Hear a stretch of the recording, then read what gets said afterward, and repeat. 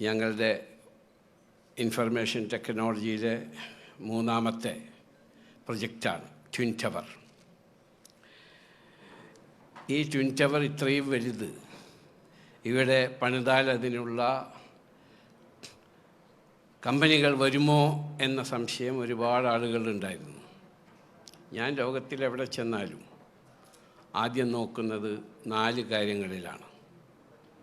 ഒന്ന്, visionary leadership. ഞാൻ പോകുന്ന രാജ്യത്തോ അല്ലെങ്കിൽ ആ സംസ്ഥാനത്തോ വിഷണറി ലീഡർഷിപ്പ് ഉണ്ടോ?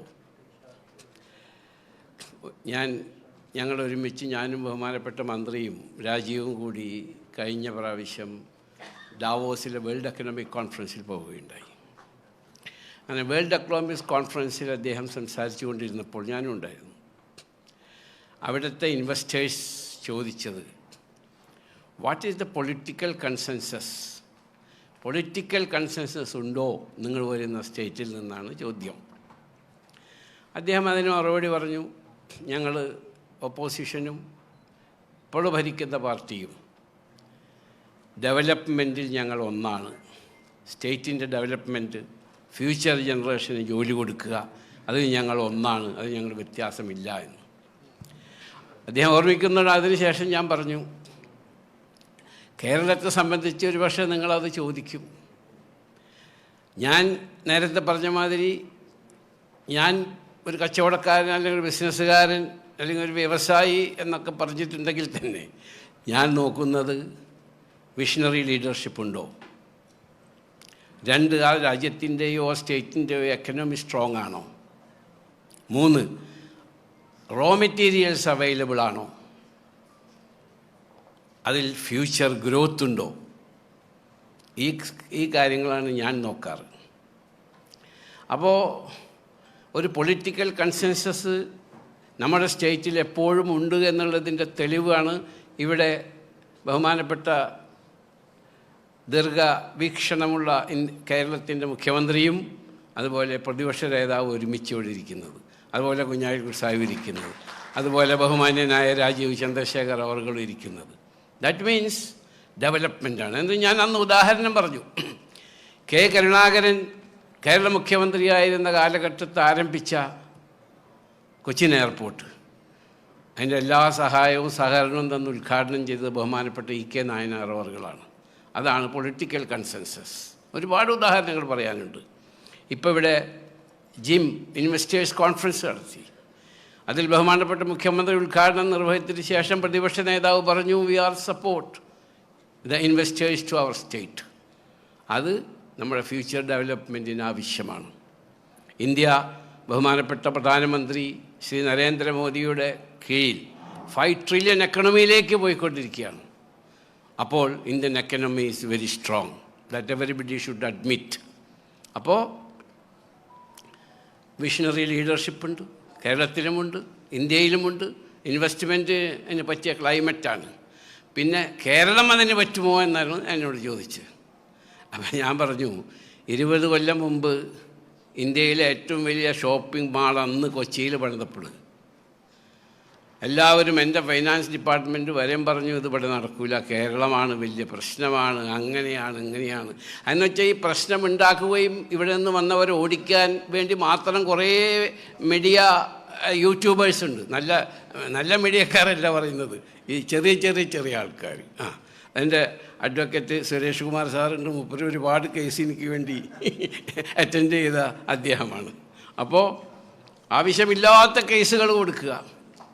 ഞാനിവിടെ കേരളത്തിൽ തുടങ്ങിയ എല്ലാ പ്രൊജക്റ്റിനും എനിക്ക് ഉണ്ടായിരുന്നു. സുപ്രീം കോടതി വരെയും തിരുവനന്തപുരം ഷോപ്പിംഗ് മാളിൽ സുപ്രീം കോടതി വരെയും പോകേണ്ടി വന്നു. പക്ഷേ ദീർഘദൃഷ്ടിയുള്ള വീക്ഷണമുള്ള കേരള ഗവൺമെൻറ്, അതിന് ഉദ്യോഗസ്ഥന്മാരും സത്യസന്ധമായി ഞാൻ ചെയ്തു എന്ന് അവർക്ക് ബോധ്യപ്പെട്ടതുകൊണ്ട് അവർ സപ്പോർട്ട് ചെയ്തു. അപ്പോൾ അതാണ് പൊളിറ്റിക്കൽ കൺസെൻസസ് ഉണ്ട് എന്ന് പറഞ്ഞത്.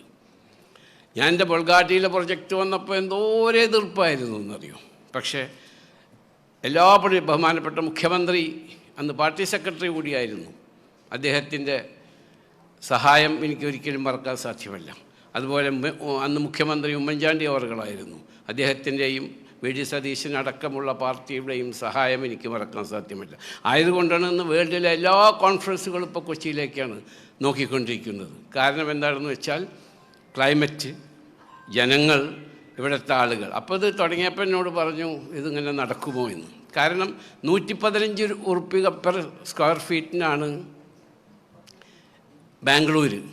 ആ സ്ഥാനത്ത് ഇവിടെ 55 ഉറുപ്പിക ഒരു സ്ക്വയർ ഫീറ്റിനുള്ളൂ, 55 റുപ്പീസ്. അപ്പോൾ ഈ 55 ഉറുപ്പിക സ്ക്വയർ ഫീറ്റിനുള്ളപ്പോഴും 110 ഉറുപ്പിക ഉള്ളപ്പോഴും നിങ്ങൾ എന്തിനു തുടങ്ങുന്നു എന്ന് ഞാൻ പറഞ്ഞു. ഇവിടെയുള്ള എത്രയോ ലക്ഷമെന്ന് എനിക്കറിയില്ല, ലക്ഷക്കണക്കിന് മലയാളി എൻ്റെ സഹോദരന്മാർ, നമ്മളെ കുട്ടികൾ, യുവാക്കൾ അവർ ബാംഗ്ലൂരാണ് പോയിക്കൊണ്ടിരിക്കുന്നത്.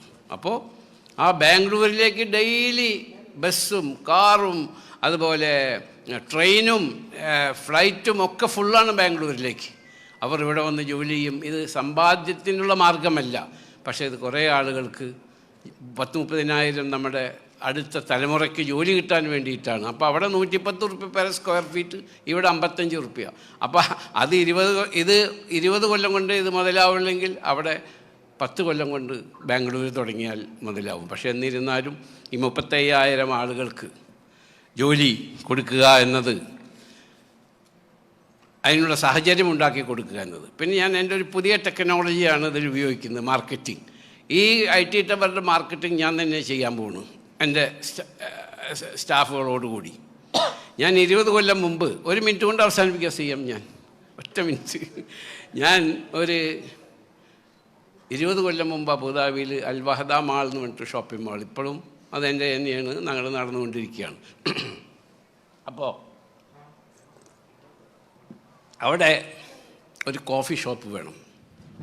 അവിടെ വേറെ എല്ലാ ബ്രാൻഡുകളുടെ കോഫി ഷോപ്പുണ്ട്. അപ്പോൾ അവിടെ ഈ ഒരു പ്രത്യേക ബ്രാൻഡ് കോഫി ഷോപ്പ് വേണം. അത് വളരെ ഹൈ സ്റ്റാൻഡേർഡുള്ള ഷോപ്പിംഗ് മോളിലാണ് അവർ പോവുള്ളൂ. അങ്ങനെ എൻ്റെ ടീം അവരായിട്ട് സംസാരിച്ചു. അപ്പോൾ പറഞ്ഞു ഞങ്ങൾക്കിപ്പോൾ ഇവിടെ വരാൻ ഉദ്ദേശമില്ല, ആൾറെഡി ഞങ്ങൾ ഈ രാജ്യം വിട്ട്, ആ രാജ്യത്തെ പേരും ബ്രാൻഡൊന്നും ഞാൻ പറയുന്നില്ല, പോകാൻ ഉദ്ദേശിക്കുന്നില്ല എന്ന്. അപ്പോൾ ഇവിടെ നിന്ന് ടൂറിസ്റ്റായിട്ട് പോകുന്ന ആളുകളൊക്കെ ലണ്ടനിലും പാരീസിലും എവിടെയൊക്കെ പോയാൽ ഈ കോഫി ഷോപ്പിലാണ് കോഫി കുടിക്കാറും ചായ കുടിക്കാറും. അപ്പോൾ എന്നോട് ഒരുപാട് എൻ്റെ അറബി സഹോദരന്മാരടക്കം പറഞ്ഞു ഈ കോഫി ഷോപ്പ് എനിക്ക് കൊണ്ടുവരുന്നു. അവസാനം അവർ വരില്ല എന്ന് പറഞ്ഞപ്പോൾ ഞാൻ അതിൻ്റെ ചെയർമാനെ കാണാൻ പോയി. 1.5 മാസം കഴിഞ്ഞിട്ട് എനിക്ക് അപ്പോയിൻമെൻറ്റ് തന്നു. ഞാൻ പോയി കാത്തിരുന്ന് അദ്ദേഹത്തിനെ കണ്ടിട്ട് ഞാൻ കൺവിൻസ് ചെയ്യുകയാണ്. എന്താണ്, കംപ്ലീറ്റ് ഇൻവെസ്റ്റ്മെൻറ്റ് ഞങ്ങൾ ചെയ്യാം, നിങ്ങൾ ജസ്റ്റ് വന്ന് നിങ്ങളുടെ ബ്രാൻഡ് നടത്തിയാൽ മതി. എന്നിട്ട് നിങ്ങൾ 3 മാസമോ 4 മാസമോ കഴിഞ്ഞിട്ട് നോക്കിയിട്ട് നിങ്ങൾക്ക് ലാഭം ഉണ്ടെങ്കിൽ മാത്രം എനിക്ക് വാടക തന്നാൽ മതി, അതല്ലെങ്കിൽ നിങ്ങൾക്ക് വരാനും പോകാനുള്ള ചാർജ് തന്നെ ഞാൻ തരാമെന്ന്. അതൊരു പുതിയ അനുഭവമായിരിക്കും അദ്ദേഹത്തിന്, ഒരു പുതിയ ഇന്നോവേഷൻ വി ക്യാൻ സേ. അപ്പോൾ പറഞ്ഞു ശരി, ഞങ്ങൾ വരാൻ തീരുമാനിക്കുന്നു. ഞാൻ പറഞ്ഞു നിങ്ങൾക്ക് എങ്ങനെയാണ് വേണ്ടതെന്ന് വെച്ചാൽ ഡ്രോയിങ് തരിക, അതനുസരിച്ച് ഞങ്ങൾക്ക് പണിത് തരാമെന്ന് പറഞ്ഞു. അൽ വഹദ മാളിൽ ഇന്നും ആ മാളിൽ നടക്കുകയാണ് നന്നായിട്ട്. അവരവിടെ വന്നു, സ്റ്റാർട്ട് ചെയ്തു. അവർ പറയുന്ന രീതിയിൽ ഞാൻ ഡ്രോയിങ് ഉണ്ടാക്കി കൊടുത്തു. നോക്കുമ്പോൾ അവിടെ ആൾക്കാർ ലൈൻ നിൽക്കുകയാണ് 1 മാസം. അപ്പോൾ ഞാനൊരാളെ നിർത്തിയിട്ടുണ്ട് ഇവിടെ ആൾക്കാർ വരുന്നുണ്ടോ ഇല്ലയെന്ന് അറിയാൻ വേണ്ടിയിട്ട്. അപ്പോൾ 1 മാസം കഴിഞ്ഞ്, 2 മാസം കഴിഞ്ഞ്, 3 മാസം കഴിഞ്ഞ്, 4 മാസം ഇതേമാതിരി ലൈൻ നിന്നിട്ടാണ് കോഫി കുടിക്കാൻ വരുന്നത് അവിടെ ആൾക്കാർ. 4ാമത്തെ മാസം കഴിഞ്ഞപ്പോൾ ഞാൻ വിളിച്ചു ചെയർമാൻ നേരിട്ട്. ഹലോ, നിങ്ങൾക്ക് കാര്യമായ ബിസിനസ് ഇല്ല എന്ന് തോന്നുന്നു, ആയതുകൊണ്ട് നിങ്ങൾക്ക് വേണമെങ്കിൽ ഒഴിവാവാം. അയ്യോ ഇല്ല, ഞങ്ങൾക്ക് നല്ല ബിസിനസ് ഉണ്ട്, ആയതുകൊണ്ട് ഞങ്ങൾ വാടക തരാം. ആ കോഫി ഷോപ്പ് എൻ്റെ 5 ഷോപ്പിംഗ് മോളുണ്ട് ഇപ്പോൾ. അപ്പോൾ അതേമാതിരി ഞാൻ ബഹുമാനപ്പെട്ട CM-നോട് പറഞ്ഞു, ഇവിടെ ഇത്രയും വലിയൊരു പ്രൊജക്റ്റ് ഉണ്ടാക്കുമ്പോൾ ഇത് ഫർണിഷ് ചെയ്യുക, ഇവിടെ വരിക, ആർക്കിടെക്റ്റിനെ അന്വേഷിക്കുക, അതുകൂടാണ്ട് ഇത് ഫർണിഷ് ചെയ്യാൻ വേണ്ടിയിട്ടുള്ള ആൾക്കാരെ അന്വേഷിക്കുക, അതിനൊന്നിപ്പോൾ ഇൻ്റർനാഷണൽ കമ്പനികൾക്ക് സമയമില്ല. IBM പോലെയുള്ള ഇൻ്റർനാഷണൽ കമ്പനികൾക്ക് സമയമില്ല. അപ്പോൾ ഞാനിപ്പോൾ അതിനൊരു ടീമിനെ നിശ്ചയിച്ചു. നിങ്ങൾക്ക് വരിക, നിങ്ങൾക്ക് ഏത് നിലയ്ക്ക് ഡ്രോയിങ് തന്നാൽ അതനുസരിച്ച് പണിത് നിങ്ങൾക്ക് തരാം. ആ ചിലവാകുന്ന കാശിനെ പറ്റി പിന്നെ നമുക്ക് നെഗോഷിയേറ്റ് ചെയ്യാം. But you please come. അതേമാതിരി ഇപ്പോൾ IBM വന്നു. IBM ഇനിയും വരും. അതുപോലെ എല്ലാ ഇൻ്റർനാഷണൽ കമ്പനികളോട് മാർക്കറ്റിംഗ് ഞാൻ തന്നെ ചെയ്യാണ്. കാരണം നമ്മുടെ ഇവിടെ ഒരുപാട് അഭ്യസ്തവിദ്യരായ പ്രത്യേകിച്ച് പെൺകുട്ടികൾ ഇവിടെയുണ്ട്. അവരൊക്കെ പുറത്തു പോയി ജോലി ചെയ്യാന്ന് പറഞ്ഞാൽ അവർക്ക് ബുദ്ധിമുട്ടാണ്. ബാംഗ്ലൂരിൽ ലക്ഷക്കണക്കിന് ആൾക്കാർ ജോലി ചെയ്യുന്നുണ്ട്, മലയാളികൾ. അവരൊക്കെ ഇവിടെ വന്ന് ജോലി ചെയ്യണം. അതിനുള്ള ദീർഘദൃഷ്ടിയുള്ള ഭരണകർത്താക്കൾ ഇവിടെയുണ്ട്. മുമ്പ് നമ്മൾ ഇന്ത്യനെ പറ്റി ശ്രമിച്ചപ്പോൾ ഇന്ത്യയുടെ വലിയ പ്രശ്നം എന്തായിരുന്നു? ജനസംഖ്യാ വർധന. ഇന്ന് നമ്മൾ സംസാരിക്കുമ്പോൾ our asset is our young population. ഞങ്ങൾ യൂറോപ്പിലൊക്കെ പോകുമ്പോൾ മന്ത്രിക്കറിയാം അവിടെയൊക്കെ ഓൾഡ് പോപ്പുലേഷനാണ് ഇപ്പോൾ ഉള്ളത്. ആ സ്ഥലത്ത് ഇന്ത്യയിൽ 27 മുതൽ 32% വരെയും യങ് പോപ്പുലേഷനാണ്. അതും അഭ്യസ്തവിദ്യരാണ്. പ്രത്യേകിച്ച് മലയാളികൾ ബുദ്ധിയും പ്രാപ്തിയും തൻ്റെയോടവും കഴിവുമുള്ള യുവതി യുവാക്കളാണ്, ഇൻഫർമേഷൻ ടെക്നോളജി രംഗത്ത് പ്രത്യേകിച്ച്. അപ്പോൾ അവർക്ക് ജോലി കിട്ടാനുള്ള ഒരു പദ്ധതിയാണ് ഞാൻ ഇന്ന് ബഹുമാനപ്പെട്ട മുഖ്യമന്ത്രിയുടെ കരങ്ങളാൽ ഇന്ന് ഉദ്ഘാടനം ചെയ്യപ്പെട്ടത്. ഇത് നല്ലൊരു പ്രതീക്ഷയോടുകൂടിയാണ് തുടങ്ങുന്നത്.